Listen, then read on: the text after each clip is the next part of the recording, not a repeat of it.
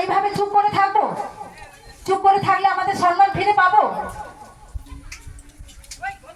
চুপ করে থাকা তো আমাদের ইতিহাস বলে না। আমাদের ইতিহাস কি তাই বলে? আমাদের ইতিহাস বলে আন্দোলন করতে হবে, প্রতিবাদ করতে হবে, তবে যদি আমাদের নিজেদের অধিকারগুলো ফিরে পাই।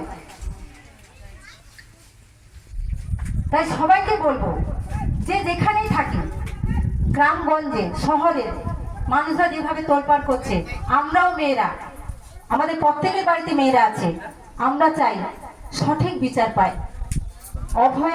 অভয়দের মতো মেয়েরা যেন সঠিক বিচার পায়। 1 বছর অতিক্রান্ত হলো আরজি করের যে অভয়া কাণ্ড ঘটেছে, সেই 1 বছর পূর্ণ হলো। তার প্রতিবাদে আমরা আজকে স্মরণসভা পালন করলাম। আমাদের এই স্মরণসভাতে সমস্ত কিশোর কিশোরী বাহিনী এবং সমস্ত মায়েরা অংশগ্রহণ করেছে। আমরা চাই সমস্ত মানুষ এই প্রতিবাদ সভায় সামিল হোক। আমরা চাই যে 1 বছর অতিক্রান্ত হয়েছে, কেন এখনও দোষীদের ধরা হচ্ছে না, দোষীরা কেন শাস্তি পাচ্ছে না, কোন দোষীদের অপরাধ ঢাকা হচ্ছে। সেই জন্য আমরা 9ই আগস্ট আমাদের কলকাতায় মিছিল আছে, 8ই আগস্ট সাইকেল র্যালি আছে। আমরা সিবিআইয়ের কাছে জবাব চাইব, রাজ্য সরকারের কাছে জবাব চাইব, কেন্দ্র সরকারের কাছে জবাব চাইব যে আর আমরা কবে বিচার পাব। এই অভয়ের মতো ঘটনা কি চলতেই থাকবে?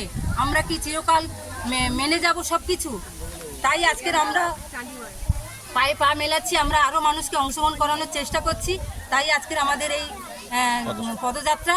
তাই সবাইকে বলবো, আসুন আমাদের এই পদযাত্রায় আপনারাও একই কণ্ঠে বলুন, আর আমরা আরজি করের মতো ঘটনা চাই না।